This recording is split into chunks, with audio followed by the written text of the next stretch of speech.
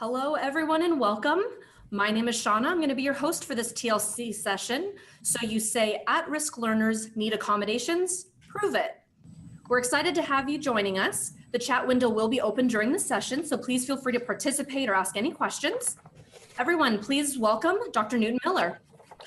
Well, good morning or afternoon or whatever it is, wherever you are on the planet. Thank you for joining us today. Just kind of briefly want to go over a few things about accommodations. Just share with you really quickly. And this presentation is nothing new. If you've heard me talk before, I'm going to repeat a lot of things that we've said, but hopefully we can have some fun while we're doing it. So our game plan today basically is we'll talk about some men of color findings. I had the opportunity to do some research of men of color, factors that contribute to success of men of color in online modalities. We'll talk about some data from the university-wide data that represents the masses. We'll jump a little bit into the mindset to kind of get into this corporate culture gap in thinking and how we can align that. And then finally, we'll talk about accommodations that you can put in play in your courses or in systems to help students be a little more successful. So let's jump right into the men of color findings. So I did a study, about 1,400 men of color, 1,300, I'm sorry, men of color participated. And we found some strategies that they use to stay successful. And we also found some implications. So I'll just share with you the five main implications. First of all, the implications for the university is that we should, as instructors or faculty, have unlimited accessibility. In other words, students should be able to access us, access us, get to us unlimited, whenever they need us. Now, we may not have to respond right away. We have that 24-hour period, but they should have a way to get to us. And we should have unlimited flexibility that goes along with that. And we'll talk about some of those accommodations and why this aligns with good instruction and good teaching. And then we should tap into their why, not our why, but their why. So in doing so, we can make safe assumptions that people are in school because they want to further their career, create opportunities for employment or whatever the case may be. So because we don't really know our students, we only have 5 or 6 weeks with them, we can make some safe assumptions that their why fits somewhere in those boundaries. And we'll jump into that a little more. And then we have outlines, planning tools. Those are things that they said would be helpful for them. As much as we can, we need to tell them kind of what to expect, kind of as concisely as possible so that they can know how to plan, how to align the rest of their life. I put down there, warn a brother, let them know what's going to come so they can be ready for it. And then have that heart-mind outcome connection. So, where's your heart? Where does your mind need to be? And what are the outcomes? So why are you doing this? And what should you be focusing on and paying attention to so you can get good outcomes? And ways to do that is to create, examples of what happens when you get educated, testimonials of other students and things of that sort. So those were some of the implications. And I'll tell you why I kind of wanted to get into them. Ooh, I'm not even showing you though, I'm sorry. Let me put them up for you so you can see them. So why did we want to mention those? Because we have a diverse population here and we kind of have to know who it is we serve. So here is a chart that kind of shows, and I think this was as of March 2017, the people we were bringing into the university and the people that were active in the university. And you see that there's some categories there. I believe it's 7 categories, and some of them are red. Those red categories are what we consider at risk. I like to say at potential students. Well, the male population is at risk or at potential anytime in an education setting because research is showing that education is more of a feminine domain for male. And there's a lot of reason to that. Really don't have time to jump into that. But if you want to learn a little more, Dr. Harris and Dr. J. Luke Wood from San Diego State have done a lot of work around the feminine domain and male homogeneity as far as that's concerned. As far as Black populations, it's at risk because it's the lowest performing subgroup in any level of education, Black and Latino, across the board from preschool through graduate school. Low income, of course, because of socioeconomic economic factors, and first generation because there's some things that go along with first generation. First of all, they don't have school etiquette and school culture. So they're considered an at-risk population. And you can see we have some pretty high numbers. I mean, we're looking at 54% of our students that entered in March of 2017 were first generation. Almost 70% low income. So we have some at potential students that we need to serve, which means they may need some accommodations. So something else that goes along with those at potential students is what's called a survival mindset. So let's jump into this a little bit. I'm going to talk pretty fast, so kind of try to follow me here. So when we're looking at a survival mindset, Askin talks about a warrior. He defines a warrior as someone who's aggressively engaged in or experienced in a conflict, you know, or some cause or some activity that they're fighting for a thing by choice, excuse me, or by just inheritance. So that's what a warrior is. And if you look at a survivor, what does a survivor do? Well, there's a list of things they do there. They overcome stuff. You know, they deal with boredom and stress at high levels. You know, they become a predator instead of prey. So they switch things around so that they can be on the offense instead of always on the defense. You know, they have a can-do attitude. So what can we conclude? We can conclude that survivors are warriors and warriors are survivors. So in other words, our attitude determines our behavior, and our behaviors establish mindsets. Now, when we talk about mindsets, and we'll get into some of Carol Dweck's work in a little bit, but a mindset is actually a fixed mental attitude. So if I'm a warrior or a survivor, I'm fixed in a certain mode. And we as educators, we have to get in and break that mode up so they can get out of the survivor mindset more into a moldable mindset, a growth mindset, so that we can see some growth and some differences in them. So I have some resources on the slide. I believe when the recordings come out, you'll be able to access those resources for you, you know, if you want to do a little further research. But still talking about that survival mindset. I mentioned before that school is a feminine domain, and we talked about Jay Wood, Luke Wood, Harris, and Harper did a lot of work on that. So I'm not going to jump into why it's a feminine domain, but look that up. I challenge you to look that up, and you'll see some things, which lets us know that there may be some extra steps or some extra attention we need to pay to our male students of any ethnicity or race and economic, socioeconomic background. Now, our survival mindset, it's driven and fed by economics or oppression. The oppression of the existence or the oppressions of beliefs that a person may have. And that's basically what drives it, economics or oppression of existence or beliefs. And that's throughout history, that's where that survival mindset comes from. So when we're thinking about that survival mindset, right, there's some economic challenges that usually come up with most of the students we serve, right? So those economic challenges, they cause cognitive shifts. So for someone who's not operating in that survival mindset, doesn't have any poverty issues and things of that like that going on, we would look at people on the other side of the fence and think that their decisions are poor decisions. For instance, why would you buy shrimp and you don't have a lot of food? You could have, you know, bought some ground beef and ate for a week instead of eating one meal of shrimp. You know, or why do you have the latest cell phone and paid all the money for that latest cell phone? You could have taken that money for that cell phone and entered a course and got a certificate and got a job as a, you know, a nurse's assistant or something along those lines. And that's kind of how someone who's not in a poverty mindset would think. But someone in a poverty mindset or survival mindset are just thinking about right now. So they have these walls up to protect their existence of where they stand and where they are right then. And those walls are so that they're not vulnerable. They won't let you in. I'm going to hide things from you, you know. The other thing about those walls is that they're exercised, so they're automatic. They can be raised and they can be lowered at any time, right? But they can be, you know, to protect the student, but they also can act as a hiding place. So we as educators, we have to be sensitive to those walls and know when a student's using them to protect themselves because they don't want to become vulnerable.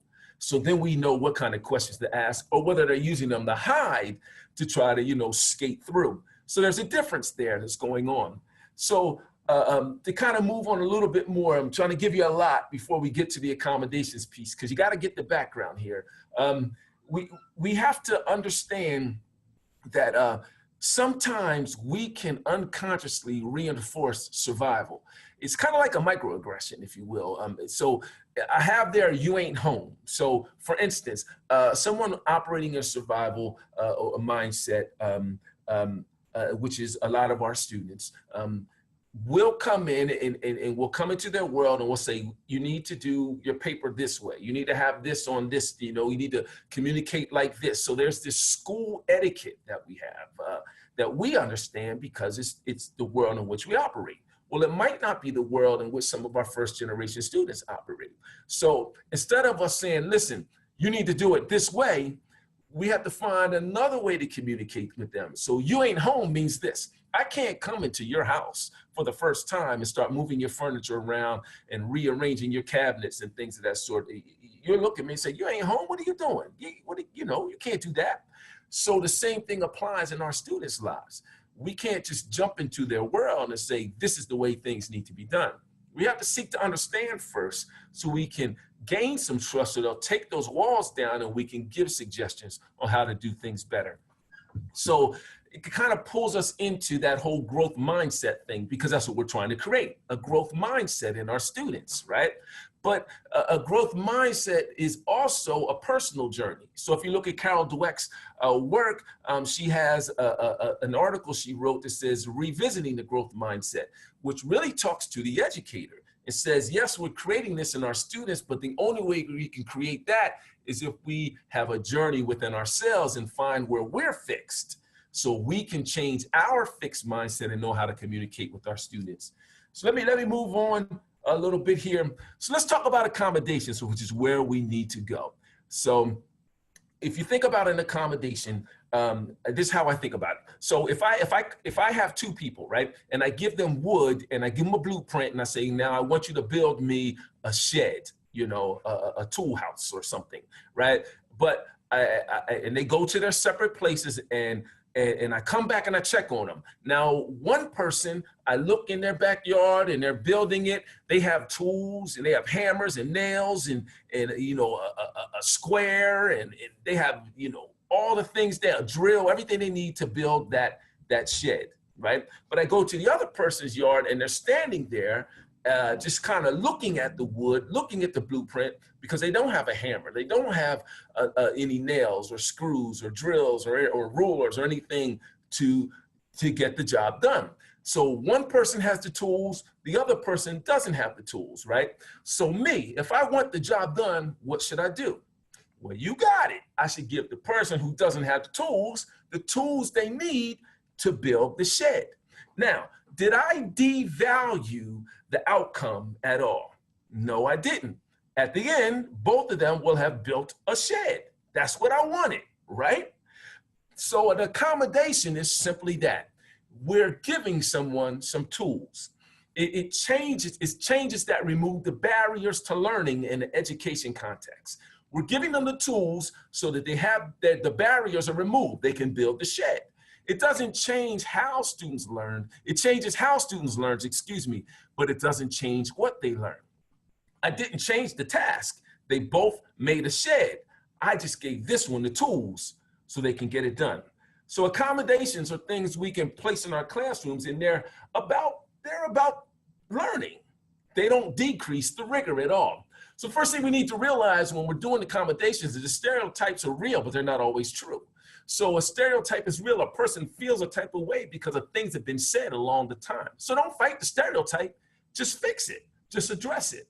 So our students have a lot of gaps. They have a lot of things that they need, right? So we have to assume, here's my practice, I assume that every student is at potential. I like to say at potential instead of at risk. So I make accommodations and I make them available to everyone. If you need them, use them. If you don't, no biggie, they're there for you. Another thing in creating accommodations that are student friendly for us, for students to be successful, is that to understand that they like I said, bring balance. They don't reduce the rigor. Our president of our university, Dr. Swinson, he always says, what if it's just about learning, right? So instead of us focusing on our pet peeves, APA, writing styles, and things of that sort that have nothing to do with what they're supposed to be learning in the course, well, remotely, indirectly with what they're supposed to be learning in the course, what if just focused on those course learning objectives and program learning objectives? So we have a few, I'm going to skip with the examples and kind of move a little on because we have about 15 minutes left, and I want to give you some time to ask some questions if there are any. But cognitive versus cognitive, there's two types of accommodations in our setting. Some that have to do with the academics, some that don't.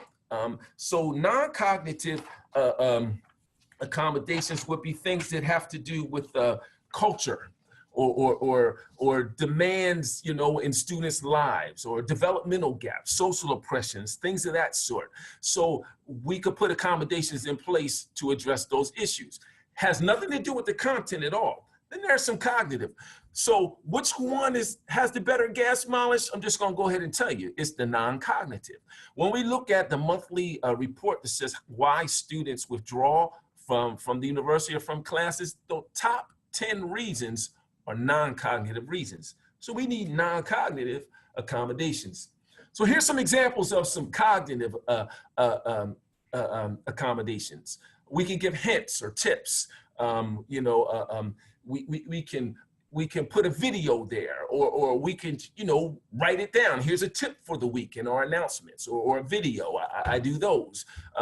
We can put exemplary examples. I know in all of our courses in our program, we have exemplary examples. So what that means is that if you're in week 2 for that assignment, you click on the example and there's an example paper in APA format that someone else got an A on. You can use it as a guide to see exactly what we need. It jumpstarts the juices. It jumpstarts their creativity as they begin to do their work.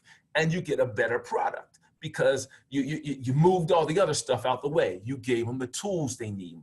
Our formative feedback and redo, this is what I mean. A lot of times we get feedback and that's it. Well, what about giving feedback and the student says, well, can I correct that? And you say, sure, correct that. Send it back in. Let me know when it's there and I'll regrade it. All you have to do is look at that part that they corrected based on your formative feedback. The student now feels empowered. They feel like, oh, I can do better. You're creating a growth mindset. Some examples of non-cognitive accommodations, which is where I think we get the biggest bang for the buck. Welcome videos. Walk into the classroom. There's a video, first week, from me. Hey, my name is Dr. Miller. In this course, we're going to do such and such. I'm so glad you're here. You know, you're going to do this, you're going to do that, you know, whatever it is in my style to put them at ease. Because if I could bring down their anxiety, they're apt to try more. Deadline flexibilities. Some of the results from the research that I did. What's wrong with giving a flexible deadline? Nothing at all. Relax that deadline so you can get the work in. Like our president said, what if it's just about learning? I do missing you emails, which says, hey, if I see that week, your discussion is, half done, or that assignment's not there, when I go to grade it, immediately I send you out an email saying missing you. I noticed you missed such and such. It's not too late. Do you need me? Here's my cell phone. Text me, whatever the case may be, which is the next accommodation there.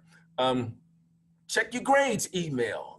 At the end of the course, because I'm apt to make mistakes, I send out an email. I graded everything. Check your grades. Make sure everything's right. If something's missing, let me know. Something you want to redo, let me know.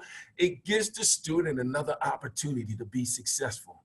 I send my it's not too late email, which is similar to my missing you email, because I send the missing you email and they don't respond. So I send another one saying, it's not too late. You can still do such and such. I have your back, because that accommodation is giving them a tool saying, hey, you can do this. And then I give them that one last chance. Myself, after I grade everything, I know my grades are due Tuesday or that Sunday evening. So I give them till that Sunday to make sure everything is in place before I click send into the registrar. So I have a few minutes left. So really quickly, the last thing I really want to say to you is a stitch in time saves 9. My dad used to say that to me all the time. So what can I do? What tool, what accommodation can I put in place to get around that survival mindset? Because I know the vast majority of our students are operating in it. So if I do that up front, I save some time on the back end. So invite some effort. See, if they believe they can win, then they'll try. And you have to understand that you are the greatest catalyst. Research shows it over and over again on every level. The greatest influence on a student's success in a classroom is the teacher, not the system, not the canvas. All those things help. It's the teacher. So my experience, you know, if you invest, that's going to yield you a discount, which means if you go ahead and invest in that student, then you have less work on the tail end if you put it in up front. So I don't know, are there any questions? I'm going to see if I can open the chat here. Anybody have anything that they would like to say or add or put up? Because I can talk forever. It's 20 of you out there. No one has anything to say? That's interesting. That means I didn't do a good job, huh? All right. Well, I could talk some more then, since no one has anything to say. So when you're looking at accommodations and thinking about accommodations, this is something that I think that we kind of need to understand, especially here in the Ashford environment. We need to understand that our students are coming from different socioeconomic statuses. They're non-traditional students. Many of them have been out of school for a while, and they're coming back in. So there's some anxiety, there's some things in play. So here's what I've learned. When I tell a student up front that, you know, you have time, I don't mark anything late. I don't have late deadlines in my class. So when I tell them that up front, I don't wait until something's late and they find it. I tell them in my initial email. I found that I get very few things late, or I get like solid communication up front. Hey, Dr. Miller, this is going to happen. This is going to happen. I'll have it by then.